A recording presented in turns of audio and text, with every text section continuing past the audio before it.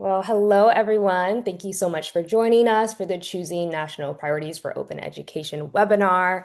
My name is Aisha Abdullah. I am the Open Education Project Manager for Spark, and I also offer staff support for the Open Education Association. So, thank you so much for taking time out of your August, out of your summer to spend an hour with us to share this really exciting project that we have been working on, and excited to share more information with the community at large about all of this.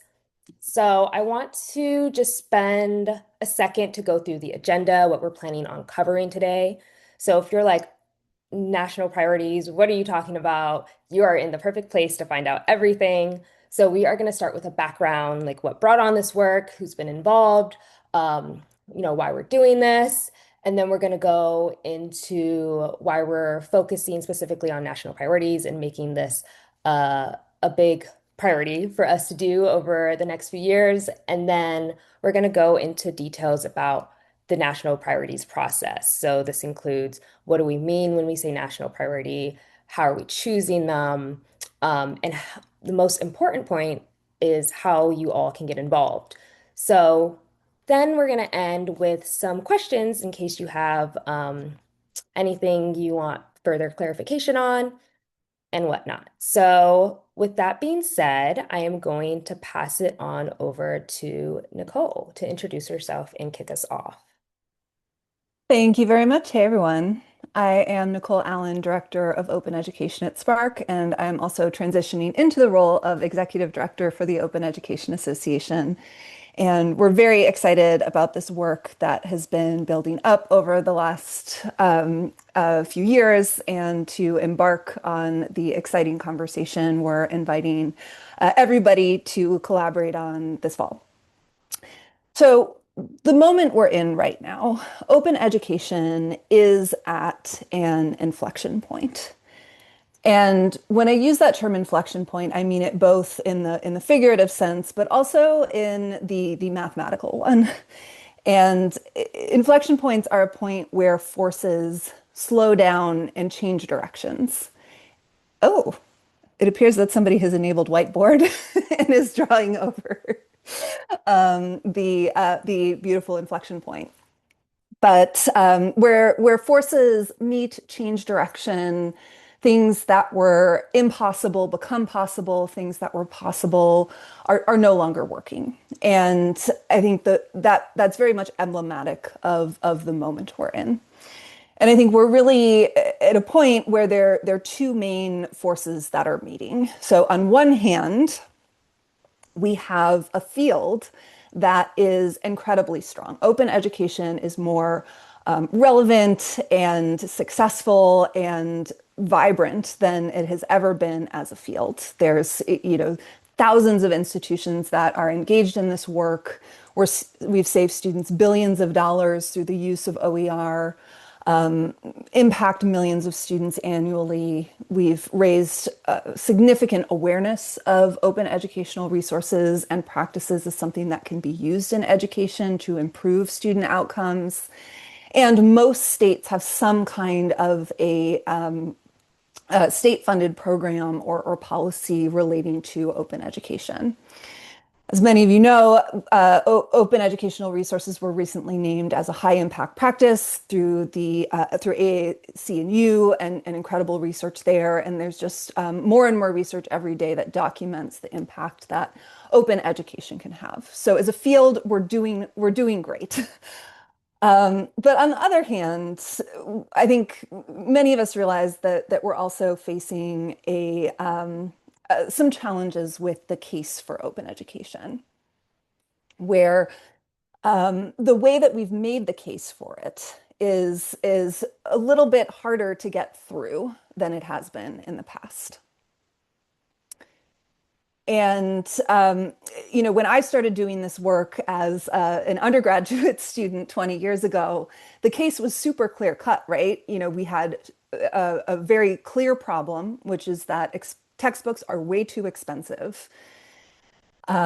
They're print-based books, and there was no real alternative. So OER came in and was this incredible solution that was, obviously the right way to do things because it was free for students, it was flexible, we could print materials at a low cost, and it was a very simple case to make.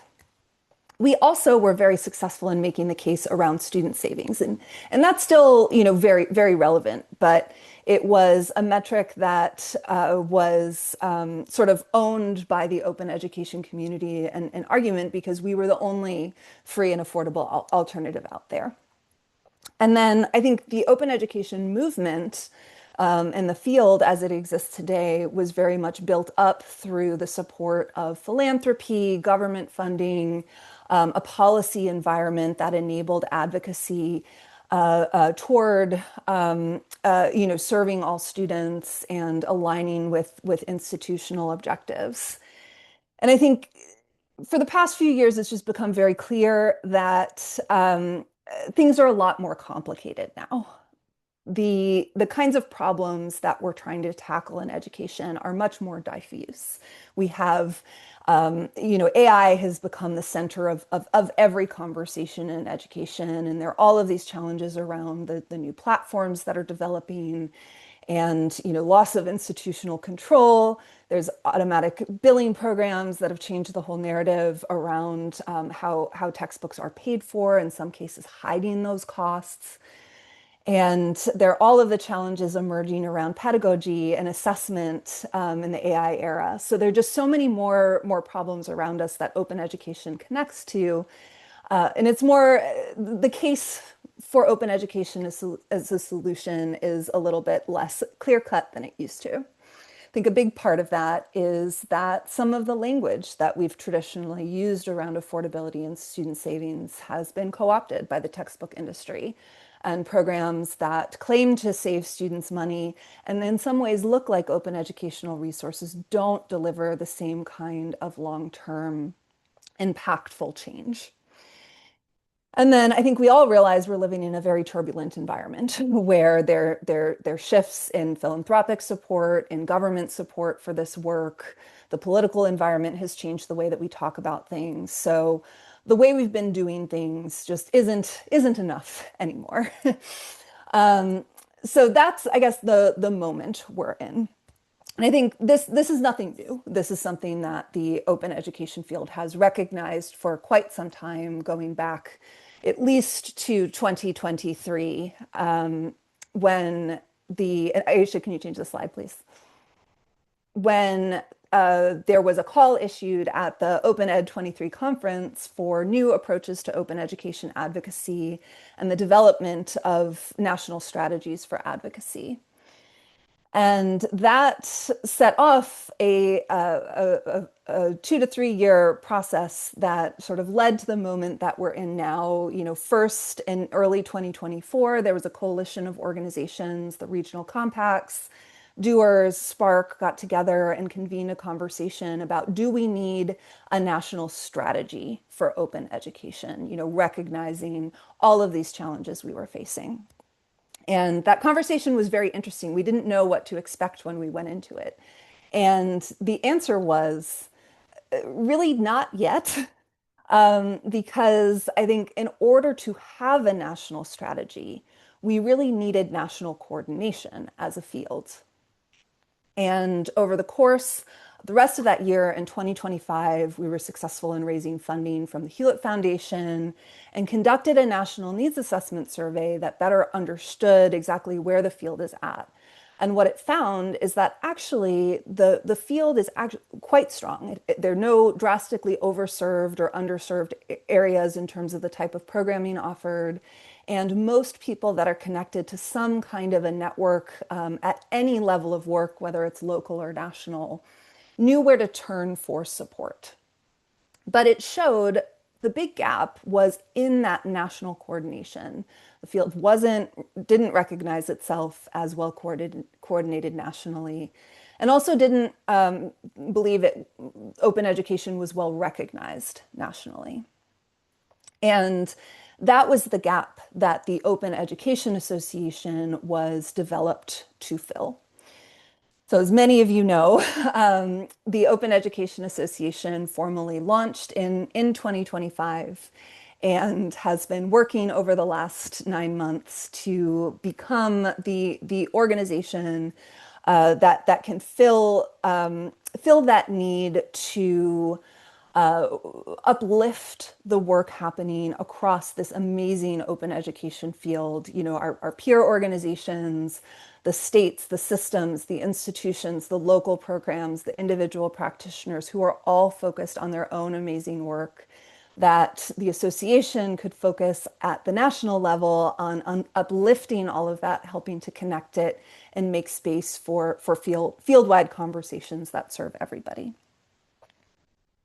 Um, to give you a brief update on where things stand with the Open Education Association, we're really describing ourselves in terms of filling three main strategic needs.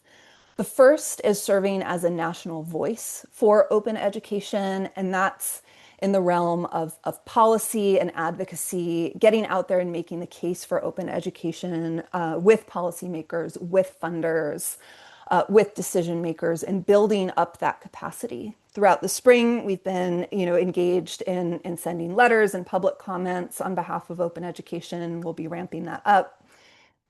The second key piece is being a professional home for practitioners as an individual membership organization where, no matter where you are within the field, what other organizations or efforts you're a part of, that everybody can be a member of the association and engage in this work.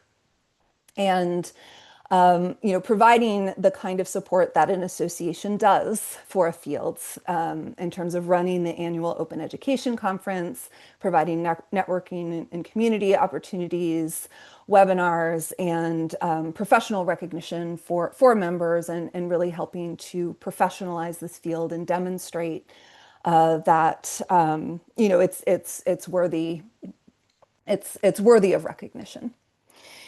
And then the final piece is serving as field infrastructure. And I'm using that word infrastructure more figuratively than literally. And thinking about, how can we build structures that can help the field act more as a coordinated movement and achieve larger work than any piece of it could achieve on its own. And that includes a few different things. So one of the things that many people know us for is hosting centralized lists of what's happening in open education, whether that's the monthly Open Ed Digest, webinars, opportunities, publications in the field, and making that available to everybody to help connect and make people aware of that work. We're also engaged in coalition building and outreach, and also recognizing that as a standalone 501(c)(3) nonprofit, we have the ability to serve as a home for initiatives within the field, and that's evidenced in our recent relationship with Doers to serve as their fiscal sponsor. And I think the final piece of this infrastructure is to provide support for the kind of field-wide conversations about how can we do more together. And that's how we come to this conversation about national priorities and recognizing over the past 2 to 3 years, we've been doing all of this work to build structures for national coordination and connect with each other. And now we're finally at a moment where we can move forward on thinking about what is next for open education and how do we as a field collaboratively take those steps. And I think the moment we are in is one where, open education is a solution to so many problems throughout education right now. Like it's so many places, the challenges that are being faced are because of the forces of enclosure. Where open can offer a solution. I'm thinking about things like the nursing shortage right now. Part of that problem is that students cannot afford the materials to to get those credentials. And there's so much great high quality OER, like open education should be part of those national conversations about solving the nursing shortage. I think excuse me, dual enrollment is another place where, there's been some great groundwork on open education in different states and with the different organizations like the compacts and ISKME. And like open education has an opportunity to be a bigger part of that conversation nationally and making sure that K-12 students get access to the materials that they need. There are all sorts of conversations happening right now in the workforce space with the recent Workforce Pell program that has created opportunities for institutions to create Pell eligible short-term programs. And part of that is figuring out how do we scale that up quickly? How do we create micro credentials? And there's so much opportunity for open education to be part of that. And I think thinking about how do we bring open education into that conversation? And there's so many ways we can do that. But in order to do it in an effective way, we do need to think about where might we focus specifically. And that's how we come to this idea of priorities. And over the next few months, we're inviting the field to engage in a collaborative conversation about what are some of those areas that we can identify as national priorities and collectively work to get open education a larger part of those conversations and present open education as a solution and work towards solving that problem through open education. And we can't do everything, but we as a field, we can't do everything. And working together to pick a set of areas where we might focus collective efforts at the national level, recognizing that priorities exist at many different levels, but can we pick a few nationally that we might coordinate around? And that's what this process is really aiming to do. So I'm going to stop there and turn it over to Aisha to talk in a little bit more specifics about what this looks like and how you can get involved. Thank you so much, Nicole. And I also just wanted to say thank you guys for your patience on the scribbles we had earlier on the slides. Sorry that it took a while to get them down, but don't worry, we are going to send the slides out. So if you had any problem reading anything, you will be receiving that. But isn't it refreshing to see mistakes in an era of AI where everything is just so perfection? So it just shows that we're human and that, sometimes there's a little oopsie daisies. So thank you guys for flagging that and for having a laugh about it with me. So, as Nicole said, thank you so much for providing that context and why, we believe it's really important for us to be doing this.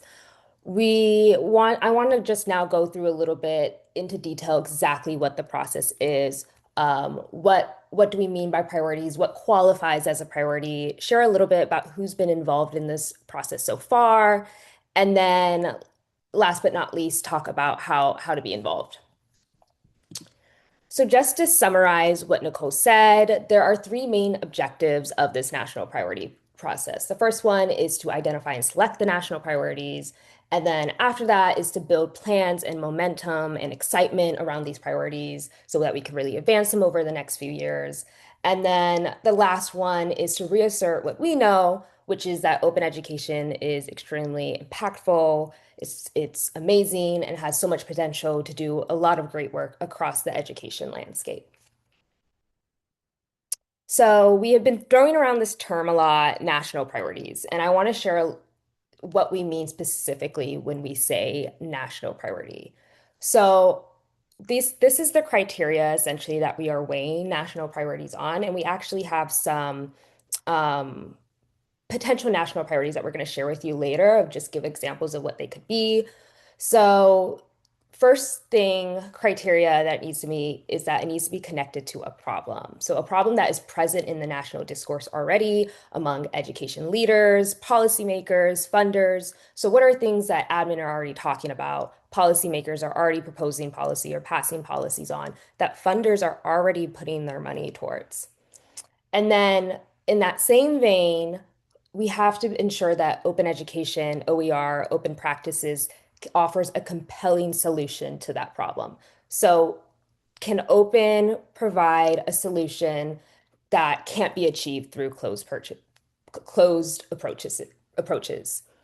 And then the third one, is it possible to articulate specific goals with a clear theory of change that is achievable within a 3-year time frame?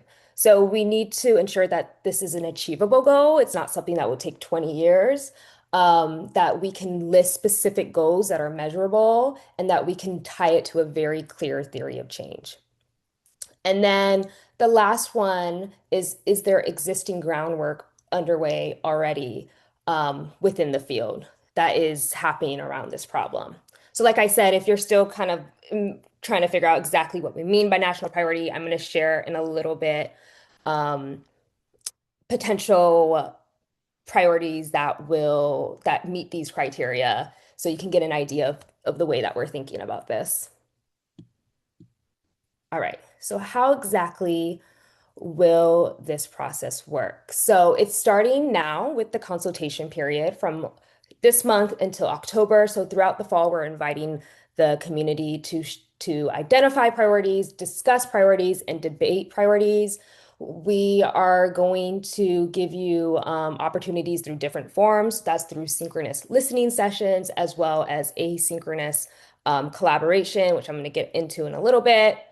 And then the culmination of this consultation process is the National Summit. So during the National Summit, which is an in-person event later this year, the process really culminates where we're going to bring representatives from across the field to really pressure test and debate these final priorities and start building plans around them. So this is not a conference. It is, think of it as a large working session where we are finalizing the priorities. We are thinking about what is our theory of change with each priority? What do we need to do in the next 3 years? Who do we need to talk to? Who do we need to engage? And what is our goal around this? And then the last step of this process is the call to action. So the association is facilitating this process, but it is a group and collaborative effort across organizations, networks, field leaders, practitioners, anyone who identifies themselves with the open education field. So after the summit, we plan early next year to release a report out, a synthesis of where we landed, and then invite people to join working groups and make commitments to push this work forward and make sure that we reach the goals that we set for ourselves. All right.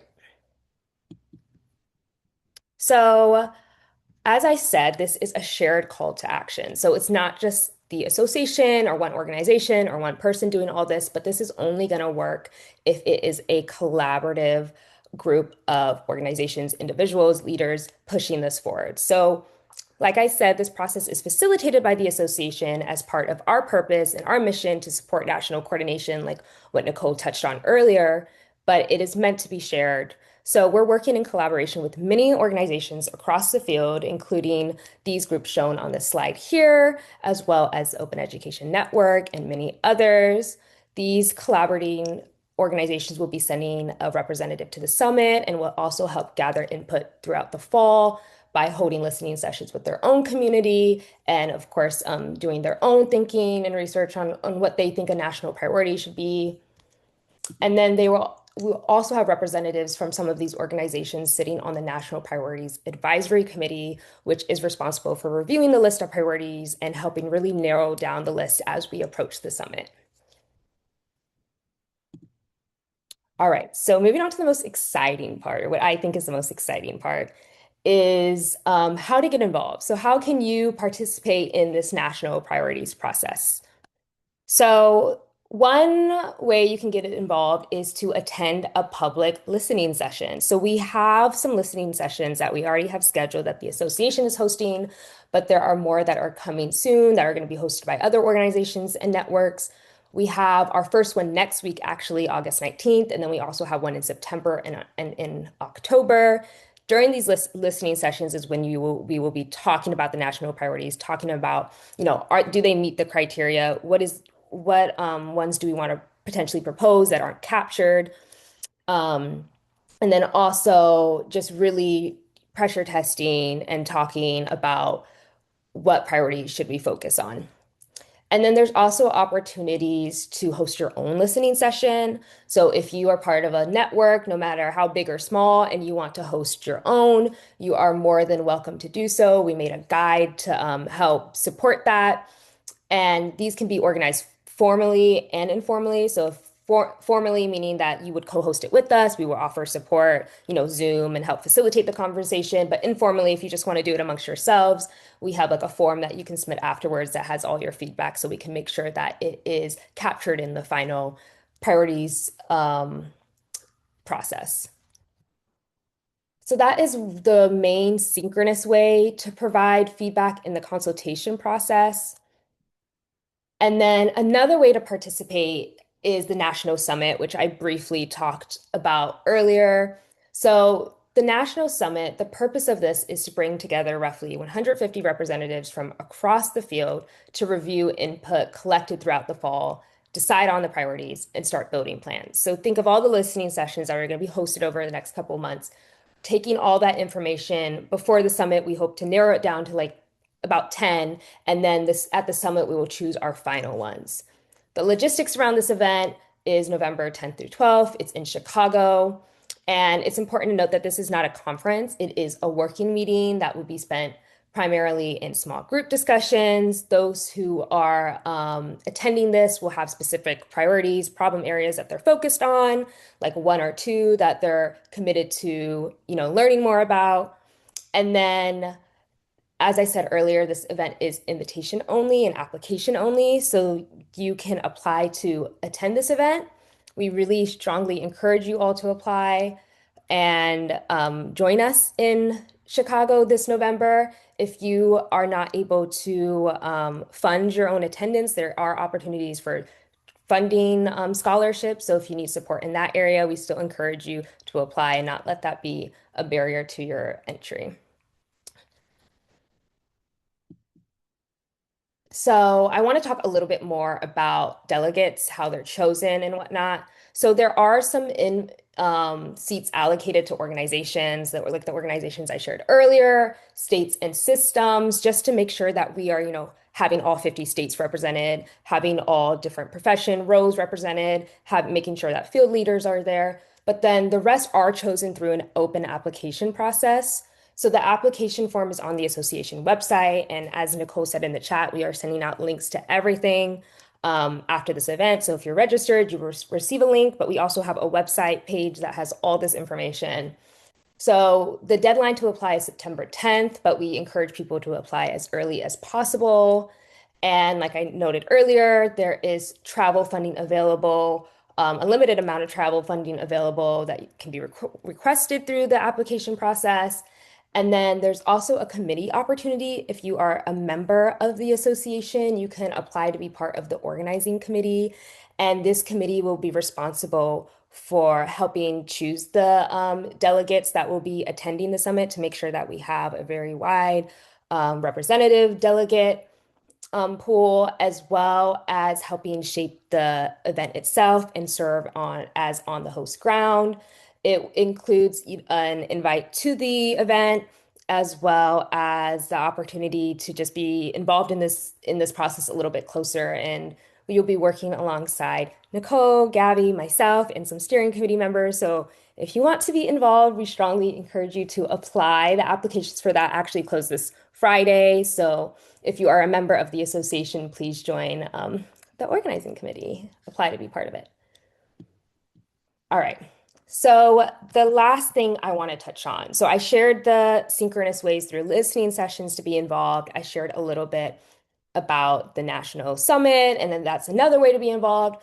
But we also have what we're calling an idea board, and you can be part of this anytime. You can literally get started today, right during this meeting, and share your ideas about what the national priorities should be. So we are starting off with sharing potential national priorities. So I'm going to put the link in the chat, or I'm going to ask Gabby to put the link in the chat.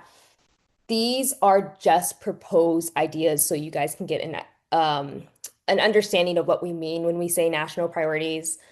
These are not the ones that we are going to go with. There may be some that end up on the final. None of these may end up on the final. They are just to get the conversation started, but there is room for new ones to be added. There's room for discussion to happen amongst what is currently there. So I really want to emphasize that. So the way that the Padlet works is you can upvote ideas, downvote ideas, make comments, and you can also use a Google form to submit your own. When you submit your own, there we will review it and make sure it lists the or it meets the criteria. If it meets the criteria, it will be added to the Padlet, and then people can, go in and add their thoughts, comments, and whatnot. So this is a living Padlet. It is meant to be active from now until the end of the consultations period in October. So we encourage you to check every week, every couple weeks, see what new things are there, add new comments on new priorities. And if you're thinking of hosting like an informal listening session, this is where you will get the latest information on like where the process is currently at, what national priorities are currently being discussed. So it's meant to be collaborative, it's meant to be living. You can do this as an individual on your own time. If you have an OE team or you're part of an organization and you want to sit down with your team and fill it out, you can also do that. It is meant to be filled out however you want it to be and just a way to participate. And it's also the backbone and like foundation for this entire process. So even if you can't attend a listening session or you can't host one, contributing to this is still incredibly impactful because it is determining what our final national priorities are going to be. It's going to be one of the things that we consider when we choose our final list. All right. So, one last thing I want to mention before I pass it off is just that these national priorities are not meant to be the only thing that the open education field is working on. So, if you are doing work that when the final national priorities list comes out early next year, if you're doing work that isn't part of the national priorities, this is not meant to be prescriptive. It's meant to be in addition to all of the amazing and wonderful work that is already happening. There's going to be so many amazing ideas that surface um, from this process. And just the reality is, we can't commit to them all. If you are doing amazing work in one area and you are seeing great progress, we're not saying to stop or, throw everything away and focus on the national priorities. That's not the purpose of this at all. So there is still space for everything. Even if you're not sure if an idea meets the criteria, we encourage you to still submit it. And if for whatever reason it doesn't meet the criteria, we will provide an explanation as to why.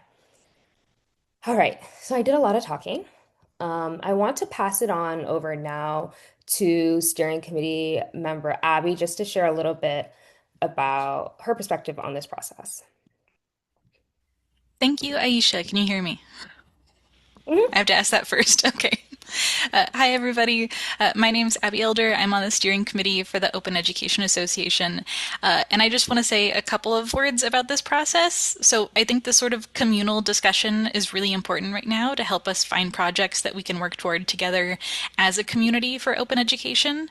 And one issue I'm particularly interested in exploring is sort of how open education can support those fields where we see regular annual updates to materials in a way that causes people to not be able to get their certification exams, to not access the materials they need. These are areas where I can see the iterative nature of OER really helping support people in these different fields, and it's something I'd like to explore a little bit more. I am also really excited about the idea already on our pin board around addressing educational enclosure, so go vote for that one, but I'll leave it there.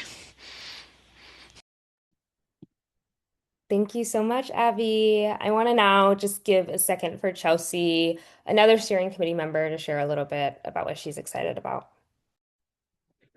Hi, everyone. Can you hear me? Yes, I can. Yes. Okay, fantastic. So again, I'm Chelsea Dixon, and as an Open Education Association steering committee member, I'm really impressed by the progress that we're making already as an association.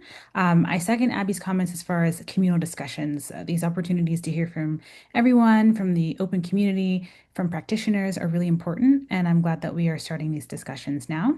So as you can see on the Padlet, on the pin board, one of our potential national priorities is open data for education policy. So I'm excited to see how we might tackle that issue, where we go from here to support an open data infrastructure in education. So yeah, thanks. Thank you so much, Chelsea and Abby. Really appreciate you providing your perspective and sharing a little bit about what you're excited about. So we do have time for questions now. I also do want to, no pressure, but if there are any collaborators in the audience from organizations we're collaborating with, if there's anything you want to share, you're more than welcome to unmute, come off camera and share a little bit about whatever it is that you want to about this process, but also encourage people to put any questions they have into the chat, or if you prefer to unmute and ask, that's totally acceptable as well.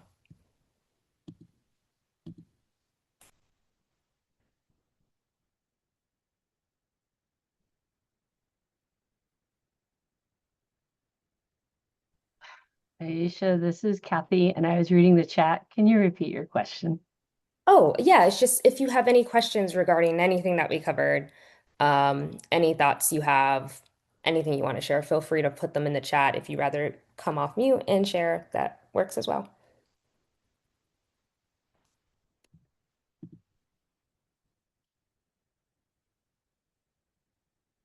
And yes, to Abby's comment, for the Padlet with all the idea board we have, you don't have to make an account. You can be anonymous. That's completely fine. And feel free to share any ideas, comments, questions you have on that as well.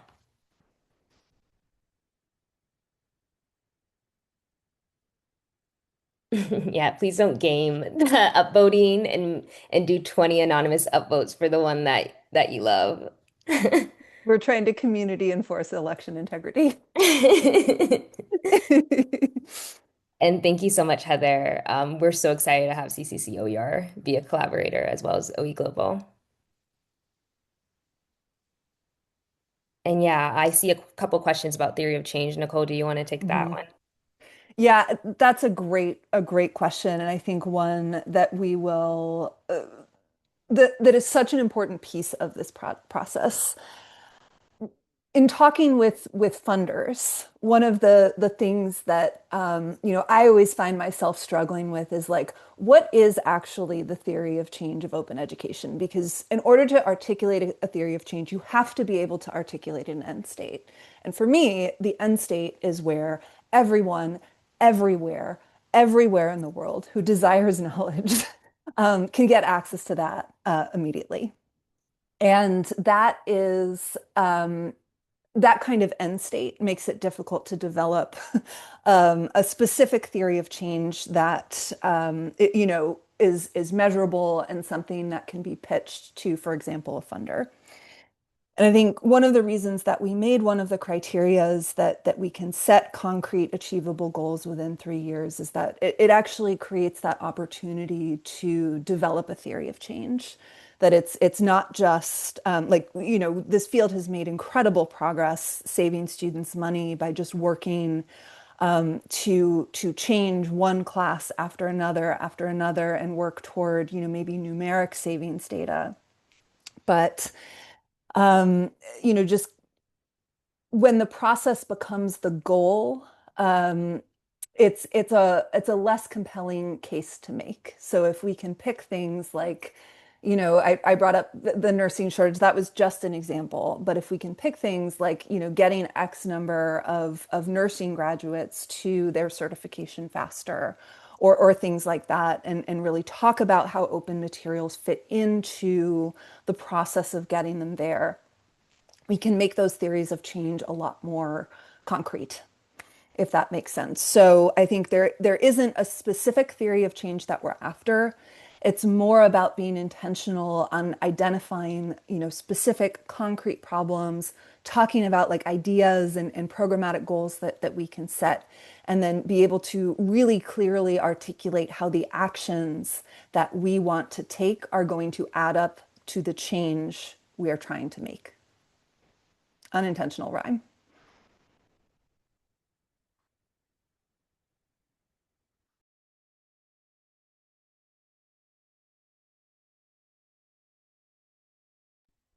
Thank you, Nicole. Um, Kathy has a question regarding funders wrestling with slash ask questions about things. What is the operational definition of knowledge? Nothing is out of scope for this process in the sense that propose any ideas that you have. And I think let's have a conversation about them. I have never had a conversation with a funder where that specifically has come up, but I think that, that is something worth thinking about.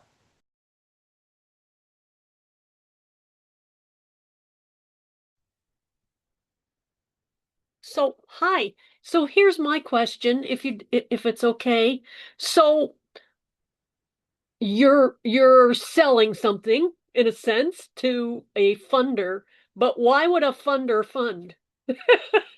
Does that kind of sounds funny, but what would be their initiative? What would be their reason for helping to fund? And I presume when we say fund, we're funding someone to create the OER material that's needed. That's what's being funded besides the nonprofit. Am I understanding that correctly?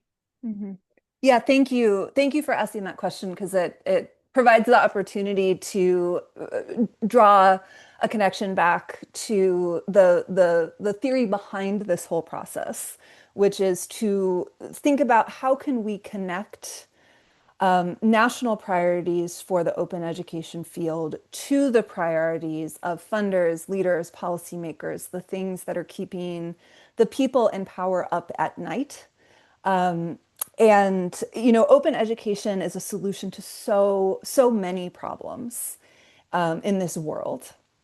And if we can more clearly align what we're trying to do with the kinds of things that people in power are focused on, it creates those opportunities to, for example, get funding to build out a set of open educational resources on AI literacy, for example, or seek government support for a high demand OER in a high demand field. Those are just examples off of the top of my head. And these aren't the only approaches to open education advocacy, but it is the approach that we are putting forward for choosing specifically national priorities for the field to, collaboratively work around. And it seems like I could see some funding coming from areas that are, well, you mentioned nursing, which is a good one.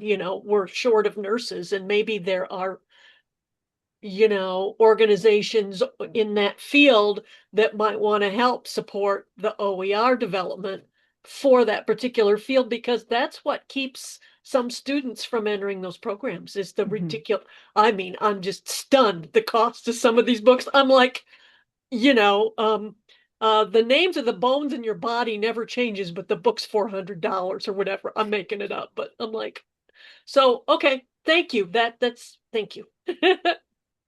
Thank you.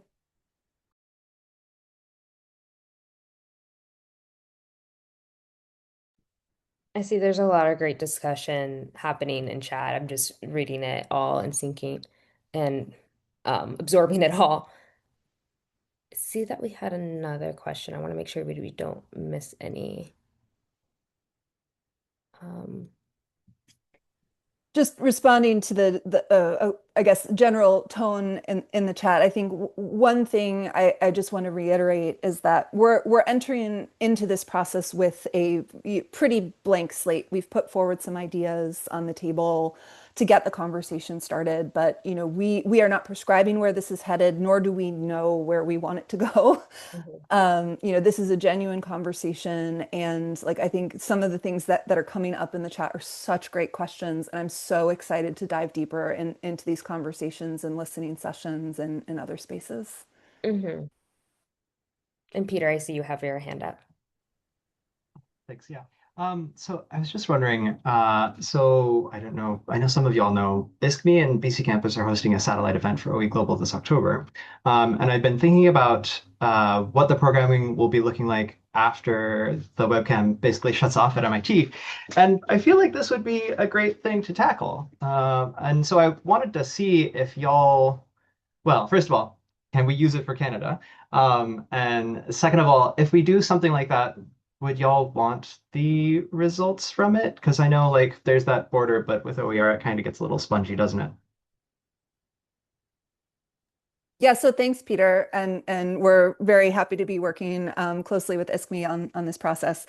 And yeah, I think absolutely like this is open, so use what we're putting out there as to support whatever conversations are relevant. And like, yeah, I think we would be interested in hearing what comes out of that conversation because there are so many cross-border collaborations and similarities, also obviously differences between the US and Canada. But I think there is a lot that we can do together and learn from each other. And this process is specific to the US national context, but I think these conversations affect everyone. Awesome. Thank you. Well, and this is Kathy Eswiner. I loved how the AAC&U OER high impact practice report. First of all, the methodology in there is so well written, and I think we could replicate that on our own institutional level. But they did a great job of describing the different ways some of us interpret like DFWs and things like that. So I think I read it was clearer there than I've kind of managed to wrap my head around it before. So if you haven't sat down under a tree and read that yet, it's really great.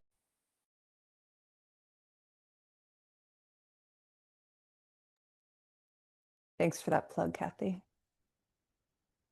Yeah, amazing, amazing work happening at AAC&U. Thank you so much, everyone, for contributing to the chat. I know there's a few questions in there. I do want to just highly encourage you, if you're able to make the listening session next week, to please attend because we can continue this conversation there. I think it's really important for us to ask all these hard questions as early in the process as possible so that we can really make sure that when it comes time to choose the national priorities, we are doing it with the right framework in mind. And we are considering all the different aspects that need to be considered. So I really encourage and welcome um, this discussion that's happening in the chat and all the different ideas that are surfacing and things that we need to be considering.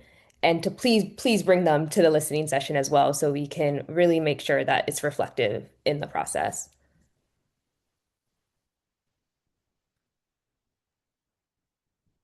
And I'd just like to plug a comment that Rebel put in the chat. I'm struggling with shifting my thinking from national priorities for OER to more national problems that OER can solve. And I think that that really resonates with me because I think that is a mindset shift that I struggle with as well. Because, speaking from my own experience working in open education advocacy for, 2 decades at this point, it's easy to stay focused on what do we need to solve to get open education, to move open education forward, to advance open education, to do more open education. But given the inflection point that we are at in the current moment, where the approaches that have made that type of work more simple at a national or a policy level, it's a lot harder in the current workspace and or current landscape. In this, trying to shift the mindset from what are our priorities for open education to how do we link our priorities to the problems that the broader problems in education that are trying to be solved? How do we become the people who solve problems through open education as opposed to just the people who are advancing open education to benefit students? The more that our work connects to that broader space, where we're able to engage more effectively with funders and policymakers. And that's not to say that you need to change the way you're doing anything at, within whatever context you're working in, if what you're doing is working. That's why having this conversation focused at the national level, and bounding it that way and making it additive to the work that's already happening is a very, very intentional in our approach. And Rebel, please feel free to jump in if there's any more you would like to say about that.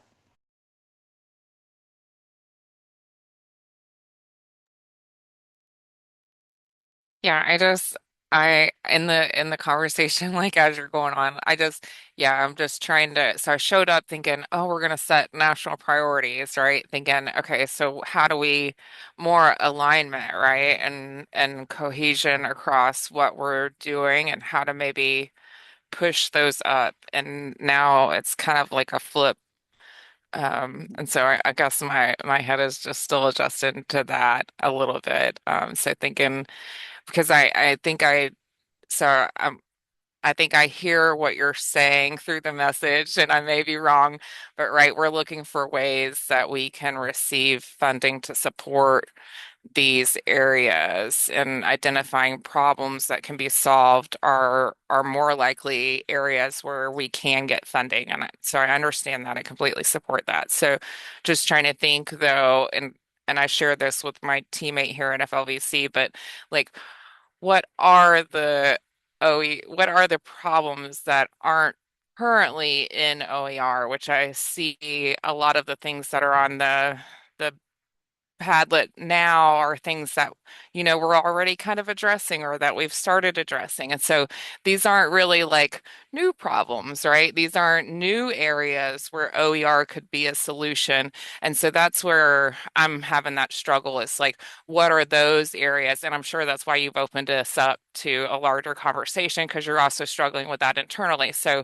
but that's what I'm grappling with right now is like, how do I reframe my thinking about this conversation going forward. I'm glad I came to the introduction instead of just coming to the session to so that's good. So I have time to a few days to think about it. But that's where I'm coming from is thinking about it now from like, okay, I mean, I guess I'm asking myself, is there a problem that is nationwide that OER could become a solution for that hasn't already been addressed or that, that we haven't already had funding for, something new, something different, or something that hasn't been fully explored. And so, sorry, I'm not talking out loud, but that's where my warped mind is going right now. And you can correct me if I'm going in the wrong direction, but according to the comments in the chat, I'm starting to think correctly. So Yeah, thank you. Thank you for giving voice to that. And it's also really, really helpful feedback. There is one question that I do want to address. Amanda put in the chat, how does the association envision this after? I think I lost it. But how does the association envision um, this work? Oh yeah, I found it. Envisions a future process to advance the priorities once they are identified. What exactly it looks like will depend on how the process goes and what comes out on the other side of the summit. Nothing is prescribed, but what I hope is that coming out of the summit, we've sort of coalesced around a set of ideas and different organizations, institutions, state systems are interested in working toward those priorities together. And coming out of the summit, we can start building action plans, maybe forming working groups that, anybody who's interested in moving that forward can come together and then build out concrete plans on what various parts of the field are going to choose to contribute to those plans, whether that is a large contribution or a small one. A large one being, running a program or going out and seeking a grant. A small one might just be sharing information about it on your campus.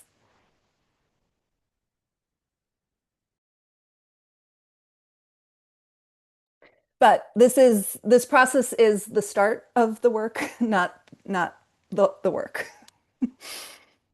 And yes, and we do anticipate whatever comes out of this process being part of how the association sets its own priorities. But we look at what we are going to contribute to this process in relation to what the rest of the field wants to contribute to this process.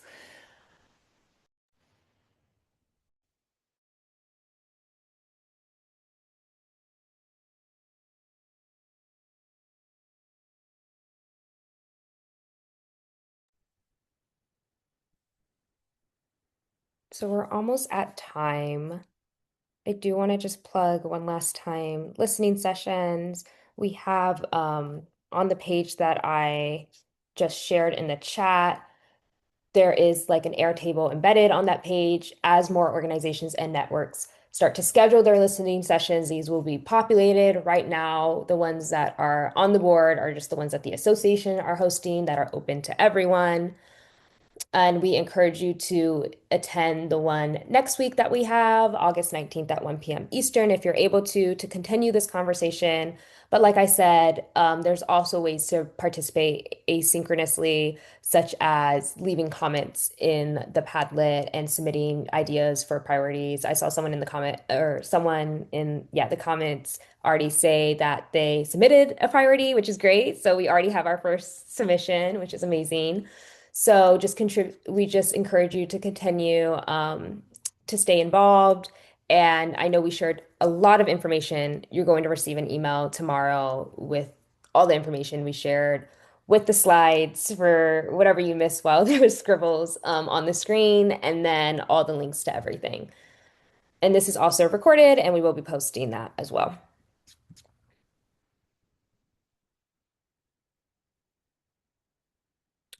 All right.